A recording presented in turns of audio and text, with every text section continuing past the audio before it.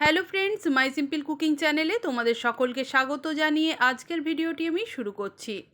আজ আমি তোমাদের জন্য নিয়ে এসেছি নতুন একটা রেসিপি, ভেন্ডি পোস্ত। আর এই ভেন্ডি পোস্ত আমি কিভাবে বানালাম চলুন দেখে নেওয়া যাক। ভেন্ডি পোস্ত বানানোর জন্য এখানে আমি নিয়েছি 4 টেবিল স্পুন পোস্ত আর 2টো কাঁচা লঙ্কা। তবে আপনাদের যদি ঝালটা বেশি পছন্দ হয় তখন কাঁচা লঙ্কার পরিমাণটা বাড়িয়ে দেবেন। এদিকে নিয়েছি আমি একটা বড় সাইজের পেঁয়াজ আর নিয়েছি 200 গ্রামের মতো ভেন্ডি। তবে ভেন্ডিটাকে একটু বড় সাইজের কেটে নিতে হবে, তা না হলে ভাজার সময় একেবারে ভেন্ডিটা গলে যাবে। এবার আমি একটা কড়াই গরম করে নিয়েছি, গ্যাসের ফ্লেম অন করে দিয়েছি, তার মধ্যে একটু বেশি পরিমাণ সর্ষের তেল দিয়েছি আর দিয়ে দিলাম 1 টিস্পুন পাঁচফোড়ন। তেলের মধ্যে ফোড়নটা দিয়ে আমি ফোড়নটাকে একটু নেড়েচেড়ে ভেজে নিচ্ছি। ফোড়ন থেকে যখন সুন্দর গন্ধ বেরিয়ে এসেছে তখন আমি কেটে রাখা পেঁয়াজ আর ভেন্ডিগুলো তেলের মধ্যে একসঙ্গে দিয়ে দিচ্ছি। পেঁয়াজটাকে আলাদা করে ভাজার কোনো প্রয়োজন নেই, যেহেতু ভেন্ডিটাও ভাজা হবে তাই পেঁয়াজ আর ভেন্ডিটাকে একসঙ্গে দিয়ে ভেজে নিলেই হবে। এখন আমি গ্যাসের ফ্লেমটাকে মিডিয়ামে করে দিয়ে ভেন্ডি আর পেঁয়াজটাকে নেড়েচেড়ে সুন্দরভাবে ভেজে নিচ্ছি। ভেন্ডি আর পেঁয়াজটাকে ততক্ষণ পর্যন্ত ভাজতে হবে যতক্ষণ না পর্যন্ত ভেন্ডির থেকে লালটা চলে যাচ্ছে। ভেন্ডির থেকে লালটা চলে যাওয়ার পর আমি দিয়ে দিলাম 1/2 টেবিল স্পুন হলুদের গুঁড়ো আর পরিমাণ মতো লবণ। লবণ আর হলুদটা দিয়ে এবার আমি ভেন্ডি আর পেঁয়াজটাকে আরও কিছুক্ষণ ভেজে নেব। গ্যাসের ফ্লেমটাকে মিডিয়ামে রেখেই লবণ হলুদ দেওয়ার পর ভেন্ডি আর পেঁয়াজটাকে অনবরত নাড়াতে নাড়াতে দেখুন, আপনারা দেখে বুঝতেই পাচ্ছেন পেঁয়াজের কালারটা অনেকটা চেঞ্জ হয়ে গেছে আর ভেন্ডিটাও সুন্দরভাবে ভাজা হয়ে গেছে। তবে অতিরিক্ত ভেন্ডি বা পেঁয়াজ কোনোটাকেই বেশি ভাজার প্রয়োজন নেই, মিডিয়ামভাবে ভেজে নিলেই হবে। এবার আমি দিয়ে দিচ্ছি 2টো কাঁচা লঙ্কার সঙ্গে 4 টেবিল স্পুন পোস্ত পেস্ট করে নিয়েছি সেটাকে। সমস্ত পেস্ট করে নেওয়া পোস্তটা আমি ভেন্ডির ওপর দিয়ে দিলাম। আর মিক্সিং জারের মধ্যে যতটুকু লেগে আছে সেটা আমি পরে জল দিয়ে ব্যবহার করে নেব।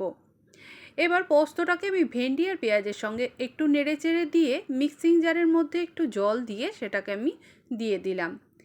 এবার পোস্তটাকে ভেন্ডি আর পেঁয়াজের সাথে বেশ ভালো করে মিশিয়ে নিচ্ছি। আর এইভাবে মেশাতে মেশাতেই পোস্তটা একটু 2-3 সেকেন্ডের মতো নেড়েচেড়ে ভেজেও নেব। ভেন্ডিটা ভাজা হওয়ার সময় বেশ ভালো করে সেদ্ধ হয়ে গেছে, সেটা আমি তো আপনাদেরকে দেখিয়ে দিলাম। এইভাবে নাড়াচাড়া করে পোস্তটা একটু ভেজে নেওয়ার পর আমি দিয়ে দিচ্ছি পরিমাণ মতো জল।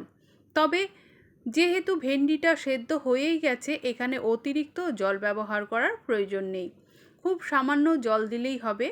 শুধুমাত্র আমি এটাকে একটু ভাপে রাখবো, ঠিক সেই রকম আন্দাজ করে জলটা ব্যবহার করতে হবে। জলটা দিয়ে একটু নেড়েচেড়ে দিয়ে দিচ্ছি 3 টেবিল স্পুনের মতো কাঁচা সর্ষের তেল। তেলটা দিয়ে এবার আমি গ্যাসের ফ্লেমটাকে লোতে করে এটাকে ঢাকা দিয়ে 5 মিনিটের মতো তৈরি হতে দেব। 5 মিনিট পর আমি চলে এসেছি। দেখুন, এখন কিন্তু ভেন্ডি পোস্ত খুব ভালোভাবে তৈরি হয়ে গেছে, কিন্তু ভেন্ডির মধ্যে যে জলটা রয়েছে সেটাকে আমি নাড়াচাড়া করতে করতে একেবারেই শুকিয়ে নেব। এই সময় আমি গ্যাসের ফ্লেমটাকে হাইতে করে দিয়েছি। আর যে কোনো পোস্তর রেসিপিতে যদি কাঁচা সর্ষের তেল ব্যবহার করা যায় তাহলে কিন্তু সেই পোস্তটা খেতে ভীষণ টেস্টি হয়। দেখুন, এইভাবে আমি গ্যাসের ফ্লেমটাকে হাইতে রেখে নাড়াচাড়া করতে করতে পোস্তটা কিন্তু অনেকখানি শুকনো শুকনো অবস্থায় চলে এসেছে। ভেন্ডি পোস্ত কিন্তু তৈরি করলে এই রকমভাবেই তৈরি করতে হয়, তা না হলে পোস্তর মধ্যে যদি একটু জল জল ভাব থাকে তাহলে সেই ভেন্ডি পোস্ত খেতে একেবারেই ভালো লাগে না। বন্ধুরা, আপনারা তো দেখে বুঝতেই পাচ্ছেন যে পোস্তটাকে নাড়াচাড়া করতে করতে পোস্তটা কতখানি শুকিয়ে গেছে আর পোস্ত থেকে ভেন্ডিটাও এবার আলাদা হয়ে যাচ্ছে। ঠিক এই রকম পজিশন পর্যন্ত পোস্তটাকে নেড়ে চেড়ে পোস্ত থেকে জলটা শুকিয়ে নিতে হবে, তাহলেই ভেন্ডি পোস্ত রেডি। আর এই পোস্তটা গরম ভাতের সঙ্গে খেতে হেব্বি লাগে, একবার ট্রাই করে দেখুন। আজ তবে এই পর্যন্তই, আবার অন্য কোনো রেসিপি নিয়ে আমি আপনাদের কাছে হাজির হব। আপনারা সবাই সুস্থ থাকুন, ভালো থাকুন, আমার পাশে থাকুন। আমার এই রেসিপিটা যদি আপনাদের ভালো লেগে থাকে তাহলে অবশ্যই একটা লাইক করবেন, আমার চ্যানেলটিকে সাবস্ক্রাইব করে পাশে থাকা বেল নোটিফিকেশনটা প্রেস করে দেবেন, তাহলে আমার দেওয়া সমস্ত ভিডিও সবার প্রথমে আপনাদের কাছে পৌঁছে যাবে। আমার এই পুরো ভিডিওটি দেখার জন্য আমার সকল বন্ধুদের ধন্যবাদ।